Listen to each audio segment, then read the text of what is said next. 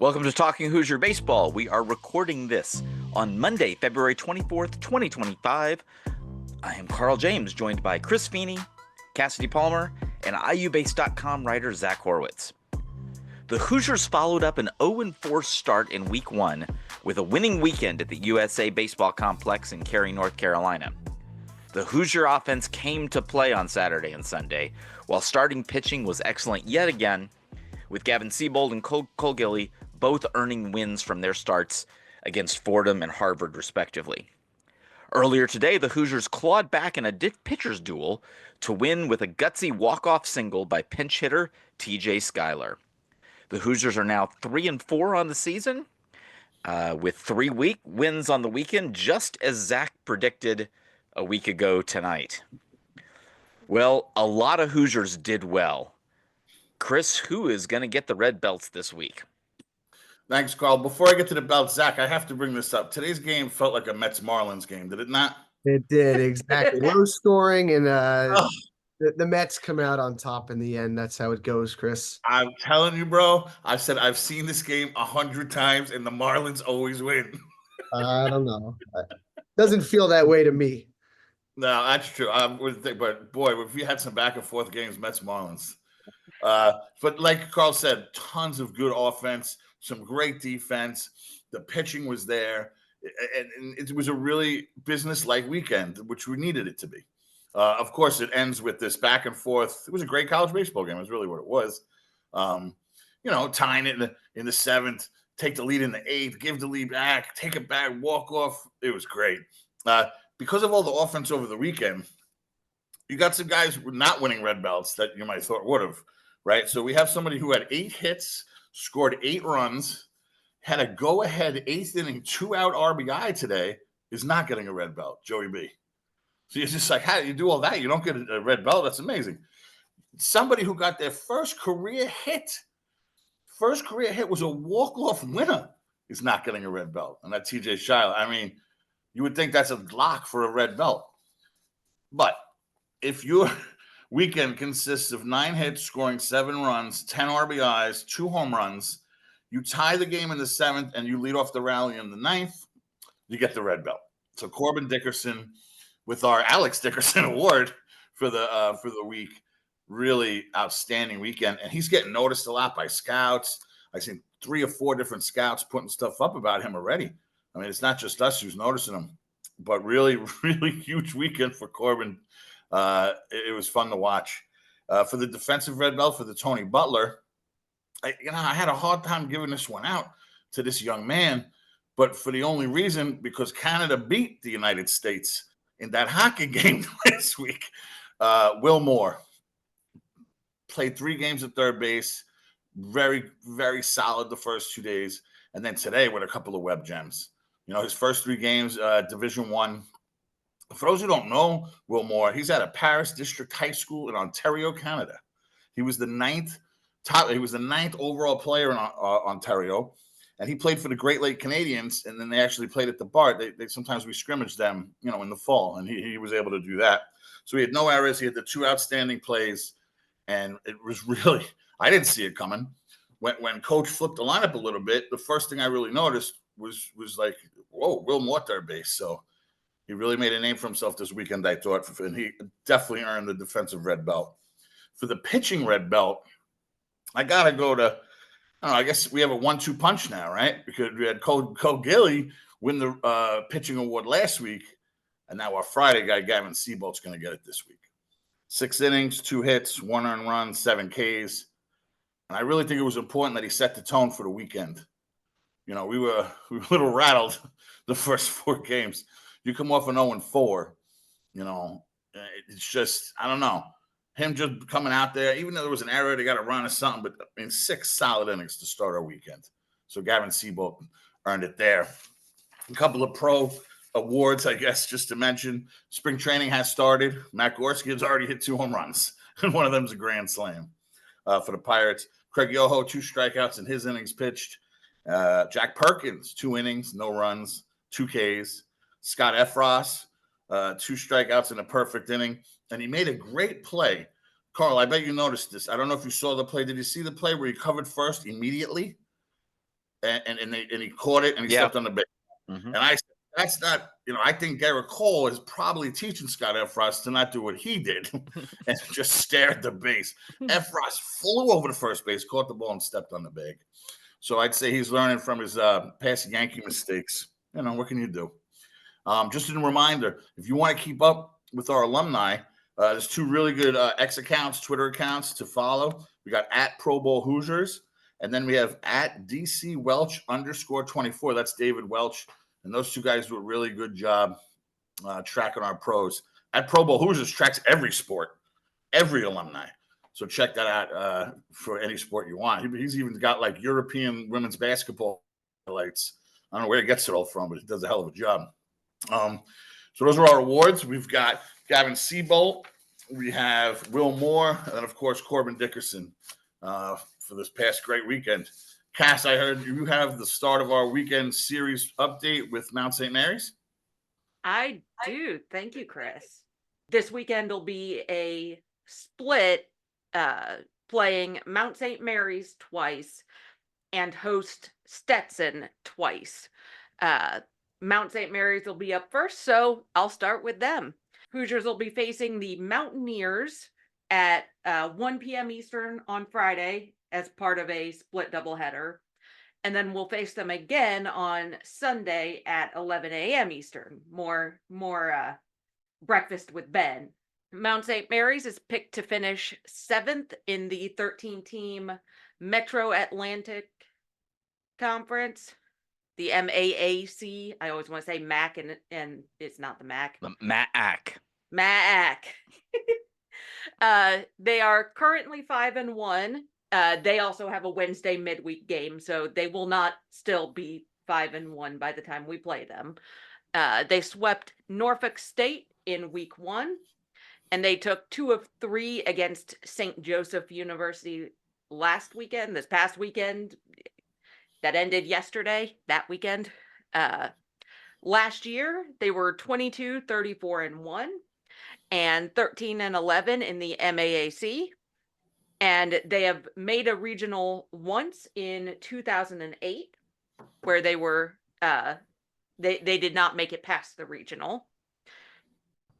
On the offensive side, they're hitting the ball fairly well.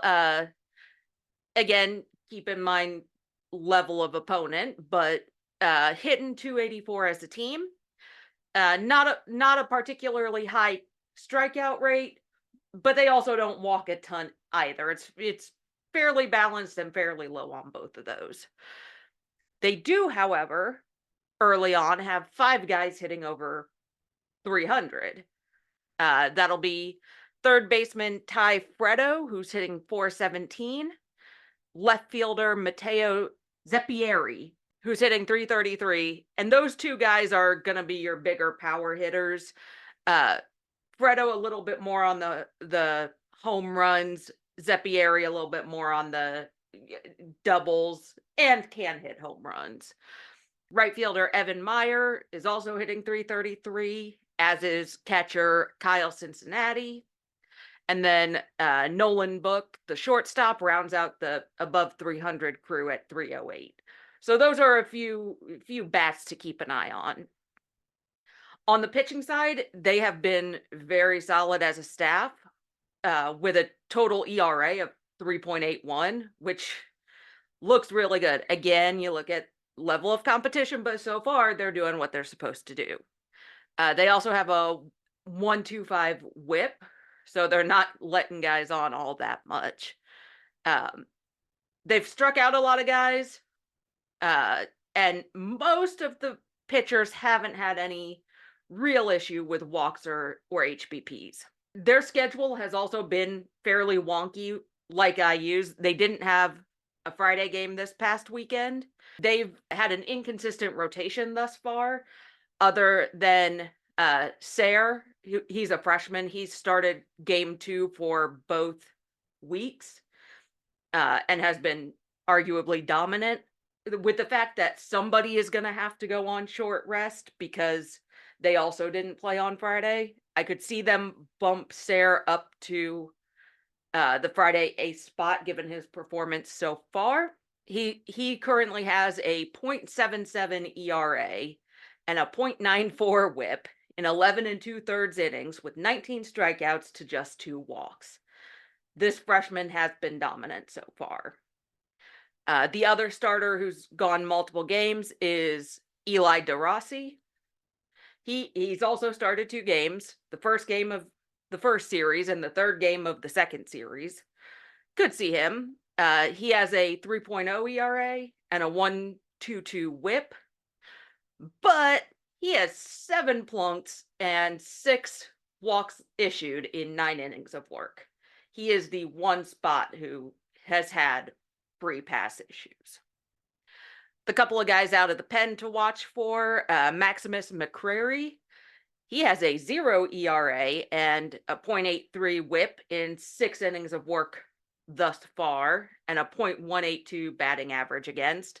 And then Josh Halstasak has a 104 ERA and a 104 WHIP in 8 and 2/3 innings. Again, with the fact that we're facing them twice, including on their doubleheader day, I honestly don't know who they're going to throw, and I would not be surprised for that third game to be pretty bullpen heavy. But looking at a little bit of a Chris Feeney style tidbit for Mount St. Mary's, if you're watching instead of listening, I saw this through one of their news articles.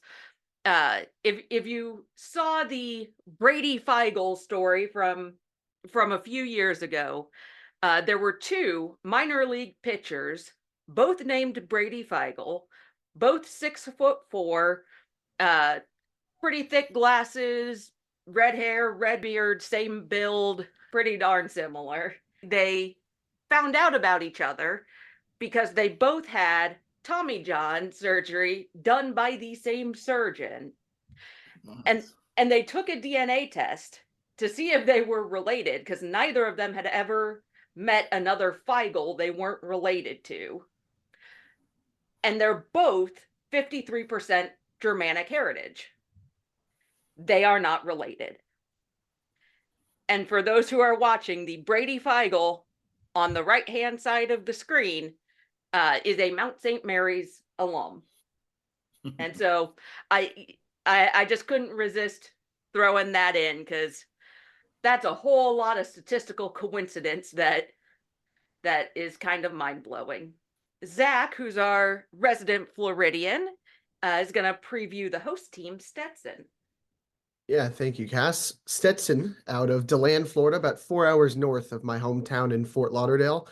Some things about this baseball team is that they always have good pitching, and they tend to knock off some big-name teams, and they have a chance at that tomorrow night, which is Tuesday, against number 10 Florida. Some series history between Indiana and Stetson. The Hoosiers are 2-5 all-time against the Hatters. The last time they played was 2009.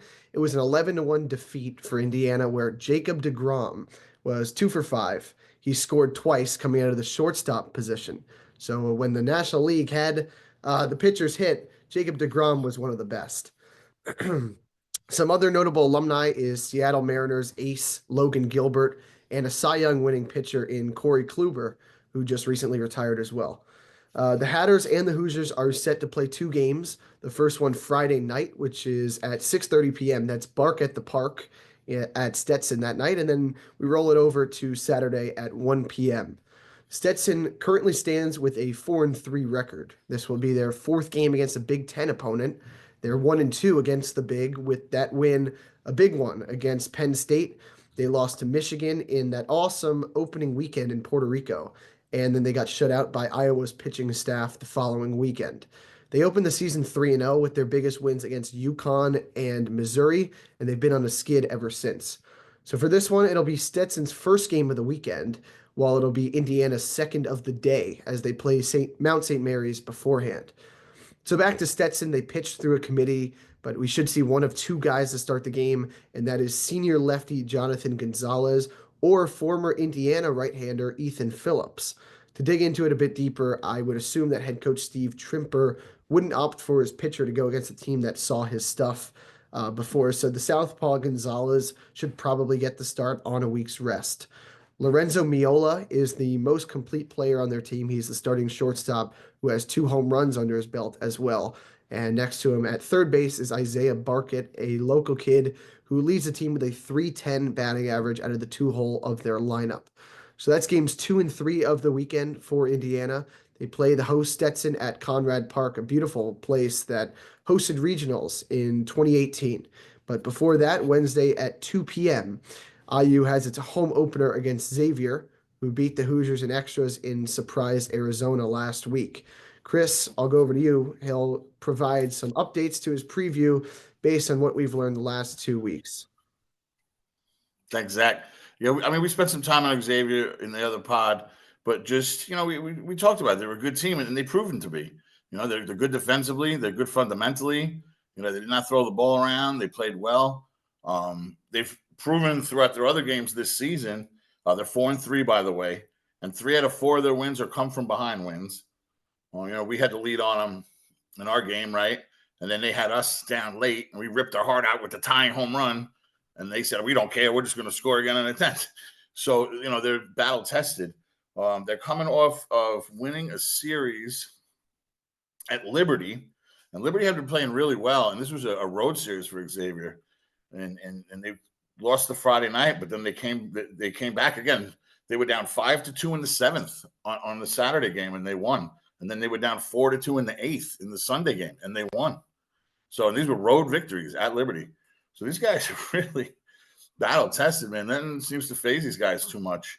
Their other win is a 10-1 win against UNLV, who gave us fits. So we know that's a team we couldn't beat. We had 2 tries.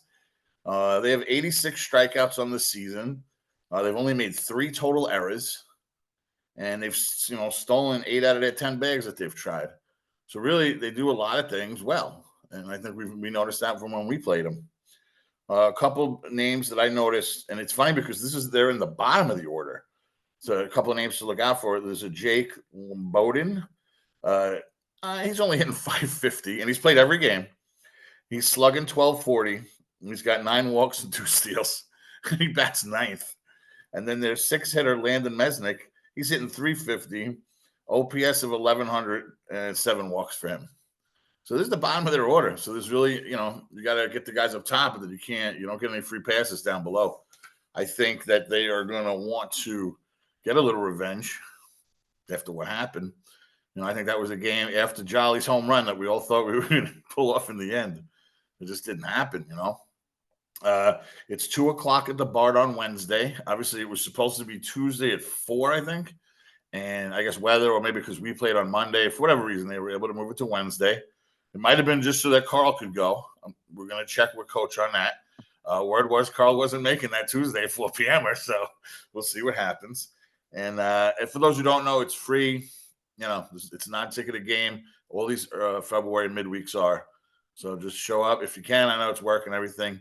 Hopefully we can get a bigger crowd the following midweeker. I'm not sure who we play in that game, but I would think more people would show up at a 4:00 start than a 2:00 start. That'll do it for our previews. Carl, we're going to be doing a little roundtable, right? Yeah.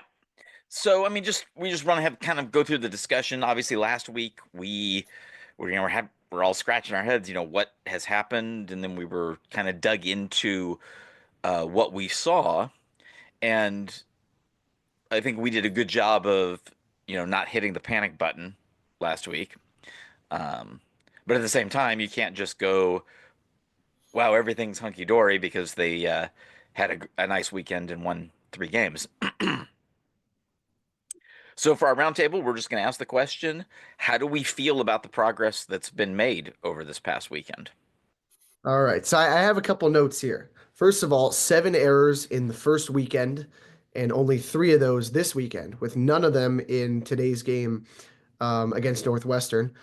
There were double-digit hits in all 3 games, and what I did appreciate is that Indiana stole 4 bases this weekend. They usually don't do that much with aggression on the base path and stealing, and part of that, I guess, is plugging in Andrew Wiggins. He stole 1. But on that note, they found an extremely productive outfield group. You start out Corbin Dickerson. He's on an absolute tear. He's hitting .433, 3 home runs, and he had a multi-hit outing in every game this past weekend. Andrew Wiggins, who I just spoke about, he was plugged in. He had 2 RBIs in the Fordham game, 3 for 4 in today's game. And then Devin Taylor's the other one. He's finding his stride a bit. He reached base 9 times in 3 games, drawing an incredible amount of walks. And he had a home run against Harvard. Also, one other hitter I wanted to focus on, Joey Bruncheski, moved up to the leadoff spot. He's 10 for 21 on the season. That's really an astounding number. And then I'll go to the pitching as well. It's been solid, of course, with Seabold and Gilly, but I would like them to see a third starter, find a third starter, because they had Pete Haas twice, and he hasn't been great. So I got my 3-0 weekend that I asked for last week. Now I'll give you Indiana must beat Xavier on Wednesday. It's a revenge spot. I like the Hoosiers. What I like to look at is the team just sent out the overall statistics, which includes both weekends. And I actually rather enjoy the line because they have a line where all of the statistics are totaled based on the team's totals and their opponents. And a couple of these are really striking. And I think the biggest one is the free passes. Yep. You look at walks and hit by pitch together. The Hoosiers have gotten on base via free passes in 7 games 75 times and have only issued 31 free passes. Yep. So that stark difference at getting on base, I think Cass, you mentioned that one of the opponents has got a pitcher that's prone to. I would think they would try to decide to not have that pitcher throw against IU because, it's just up and down the lineup. You look at the guys with any serious at bats, the minimum walks are 3, and then you've got Wiggins and Taylor who are both over 10. It's and just Dickerson's at 7.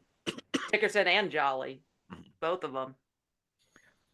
Wiggins has done it without starting in every game, and then poor Cerny and Joey. Yeah, they're getting plunked a lot. They're getting plunked a lot. Not quite Logan Kalitha levels, but they're getting plunked a lot. 5 plunks in 7 games is pretty significant. Yeah, not great there. But I was gonna mention coming into today, I planned to mention specifically Wiggins' stat line, because before the Northwestern game, he was hitting something like 125 and had an on-base percentage of like 630 something, because he had drawn 10 walks and had just 8 at-bats. And so that's just insane. Like, I don't know that I've seen that kind of a stat line before. Even in early season, small sample size, stats do funky stuff. I don't think I had seen that before. Now he is up to 333 thanks to a 3 for 4 day. And a what's he at, 667? Something like that on base percentage. Yep. The pitching staff has 70 strikeouts compared to 25 walks. Like, that's better command than we've seen in quite a while for a staff. Not looking at any one individual, but collectively as a staff, that's a big one. Yep. Especially early on. I feel like we've had our real troubles with control early on in seasons. Yeah. And maybe this one it's not showing its ugly head with throwing strikes. Yeah. But now keep in mind, last year that didn't happen till March, so we still have to wait for that. Yeah, a couple weeks. That's true. Yeah, it was when it actually started in the Bart, when those home games started, when with the big, when you get that little home stand, we just couldn't throw strikes. Yeah. I went down one line, Carl, because I have it printed out too with the stats, because I'm like, how the hell? I was looking at this and I looked at what you said with the 61 and the 14 hit by pitches. Like, how the hell do we lose 4 games? And if you go down a little further, it says LOB, team 76, opponents 52. So I think this weekend, even if it was just for muscle memory, It was so good to see the guys getting hits with guys on base, driving them in rallies, crooked number innings. And I'm not saying we were playing, the SEC this weekend. Regardless, it's kind of like when at the end of a basketball play, a guy shoots a shot and the opponent, even though it doesn't count, will whap it out of the way because it doesn't want that shooter seeing it go in. I think no matter who you're playing, no matter what the competition was, we needed to be able to hit with guys on base, drive in 29 runs in 2 days, and then win a nail biter like we did on Sunday. This morning was huge. We got a little of everything. I really think it was a business weekend, and it was just what the doctor ordered. And I commend Coach. He mixed it up. He put new guys. He switched up the lineup. We've seen a lot more different players. That just says to me he was not that happy with those first 4 ones. We're getting to see a lot of different guys play it, and it was really fun. It was like the air came out in the 9th when we gave up the run, right? But boom, boom, boom. Did we even get an out in our bottom of the 9th? I don't think we did, No. right? Nope. It was just boom, boom, boom. We win. Single. No, well, and that was the thing that made the what Skylar did so impressive was because, okay, you put in the backup catcher. Not in the catcher spot either. Right. Yeah, you pinch hit the backup catcher. Yeah. When baseball tells you in that situation you bunt. Mm-hmm. No. And it was did he perfect. square around? Did he actually square around? Yes, he squared around. And pulled it back and butcher boyed it. Yes. Yep. Yes. No, because that's the way I heard, but I'm like, did he really? No, he That's really awesome. did. Yes. It was that impressive. And it was like, okay, but of course, because you know what the pitcher's going to do. You're going to try to throw a fastball up because what you want to do is get him to pop the thing up. You want him to get that bunt to pop up. And he was looking for it. He pulled it back and he just slapped that thing into left field. It was awesome. We got to find out what Coach wrote on the whiteboard. Like, did he literally write Butcher Boy? Or did he explain? I don't know. Who comes out with a whiteboard in the baseball? Coach Mercer. Coach Mercer. I think maybe he wrote Butcher Boy on there. I think he knew that the kid would know what it meant. And he didn't want to physically say it and, do the cover the mouth. Even if you cover the mouth, you're saying something's kind of funky here. He wrote it on the board, Butcher Boy. And bringing the whiteboard out isn't a little funky there. Well, but it just throws it off a little, right? You don't cover your mouth like you're calling in the NFL play. Yeah. Oh man, Yeah. that was kind of how I heard it, and I kept looking for a video, and there isn't one. Yeah. No. I saw. I guess it was. I don't know who got the photos, but some really nice photos of the walk off with them celebrating on the field, and then the Big Ten picked it up and they sent it out. I'm glad we were able to see, the guys celebrating.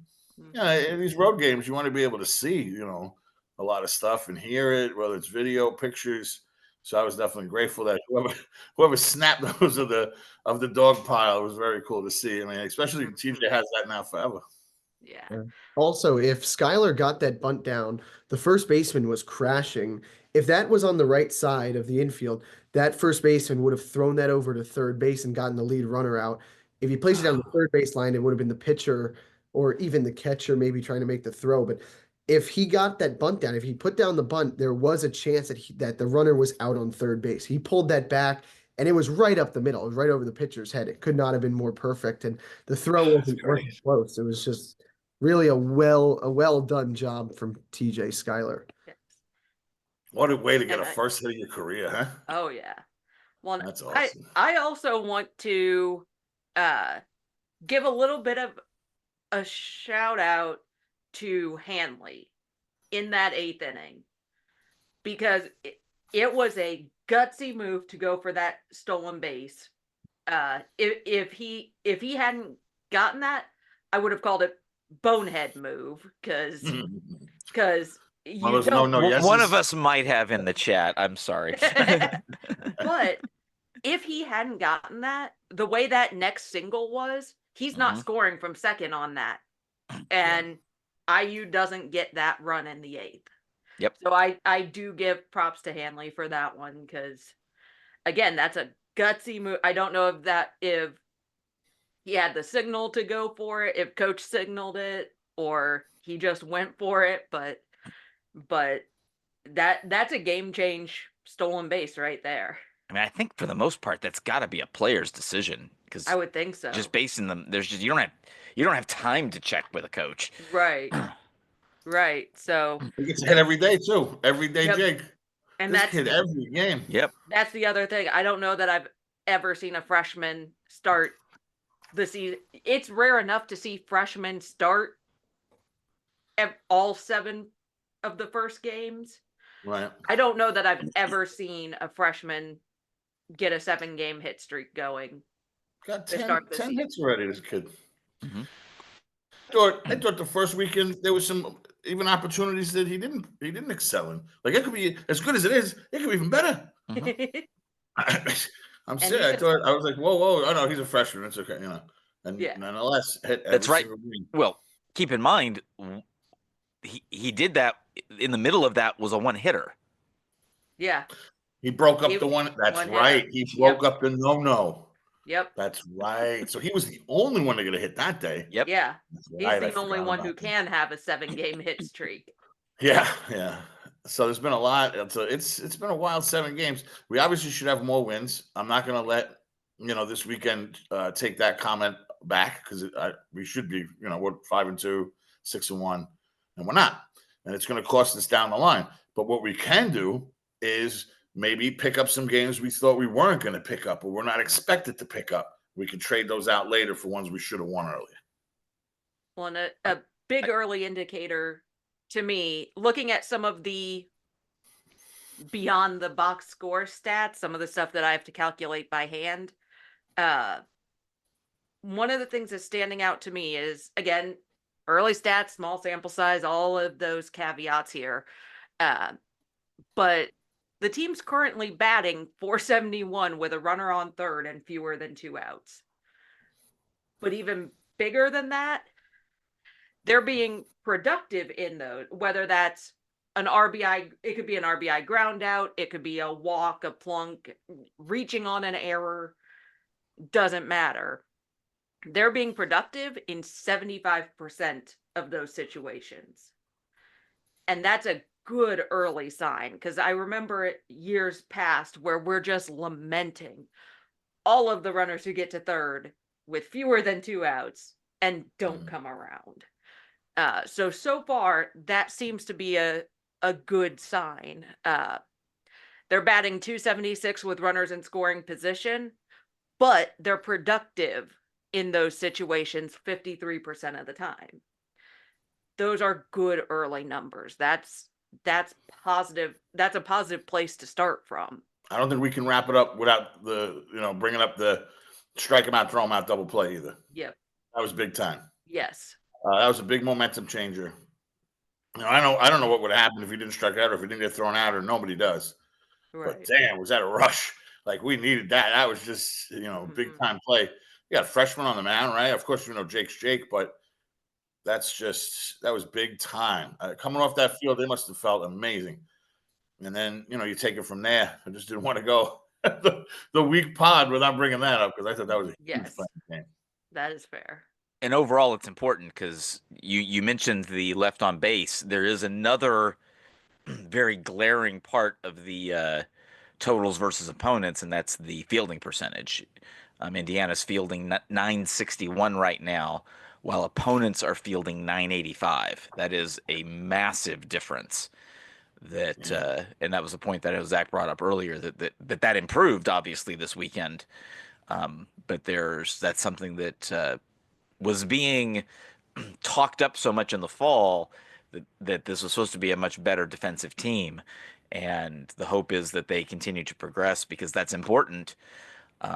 Especially look at these two starting pitchers. I know they are striking guys out, but at the same time, they're also generating weak contact. And it's important for them to be able to continue to do what they've done, which is that they've been able to keep their pitch counts down. And you need, quick outs that are contact outs in order to keep those pitch counts down. Get more innings out of him at least, and then we don't have to worry who do we have in the pen, who are we going to go to now, especially with the rain. Games get canceled, and you're playing these 5 games in 6 days, and everything gets jammed together. Yeah, having some guys who could really put 6-7 innings together would be a treat. We haven't had it in a while. Yeah. Yeah. But they're already having to deal with the fact that I mean, moving this whole week got moved back one day, Mhm. and then Friday's a doubleheader. Yeah. There's a lot to figure out as to how they're going to approach Mhm. the mound this coming week. Yeah. They thought they were going to have 2 days off before that. Now they're only going to have one day off, and then, I mean, you've had this And is the that'll be thing. travel. If you decide to throw both of your starters in those 2 opening days, one of Well, Gilly's going to be on the only is going to be moved up 2 days if that's the case, mhm. which I doubt he will. I'm pretty sure that means that Gilly's It'll probably going be to throw Saturday. Yeah, it'll be Um, Seabold and then they're going to have to figure out bullpen. how are they going to approach the second or whichever game it is. You know, Seabold's going to pitch probably one of those games, but Right. he probably will not pitch the other one. I mean, Gilly's not going to pitch Yeah. the other one, so they're going to have 18 innings to cover with only one starting pitcher. Yeah. Twice, And right? They'll need Burr Man. to go, Drew Burr Yep. to go a couple innings. He did 4 today. Was great Yeah, again. but it's today. He went 4 today. I don't know Yeah. that I wouldn't. I mean, if End there's of a the guy that can weekend. handle it, it's him because of how he's proven he can go on short rest before. But I don't know that they want to push that. But I'd say Um, by Sunday. By Sunday he oh yeah, no, he'll be fine by Sunday. But I mean, even Saturday probably yeah, I almost. just don't think Friday's an option for No. Burr. Well, no. And while it wouldn't be an option, wouldn't be an option for Friday, but could be an option for the fourth game for Sunday. Mhm. Brummel looked solid. It had the little bit in that ninth, but overall looked solid. Yeah. So Well, if we can get 2 to 3, maybe even more innings out of him, yeah. Well, and that's a good it's start. really good stuff. I mean, we don't even know what they're going to do on Wednesday. I would not be surprised to see lots of one inning, not lots, but lots of one inning on Wednesday. And then those guys would be probably available Saturday, Sunday. Yep. Ryan Rushing was another guy. He only pitched. Oh yeah, He had that's 2 true. strikeouts, and that was Fordham. He threw 15 pitches, so Yeah, he'd be good. We didn't see any of Aiden Decker Petty Decker or Petty. Ryan Kraft this weekend. Or Vogel. Did Holderfield pitch? Nope, Holderfield did not pitch. Yeah, I think so. Yeah. Yeah. And Grable threw 5 pitches. I think he could be good to go on Friday if it was. Yeah. I think so. And several of us will get a chance to finally get to see this team in person, which will be nice. So I think that'll go ahead and wrap it up for this edition of Talking Hoosier Baseball. I want to thank everybody for coming aboard and listening. For more on Indiana University baseball, hit up iubase.com. For Cassidy Palmer, Chris Feeney, and Zach Horwitz, I'm Carl James. See you at the BART.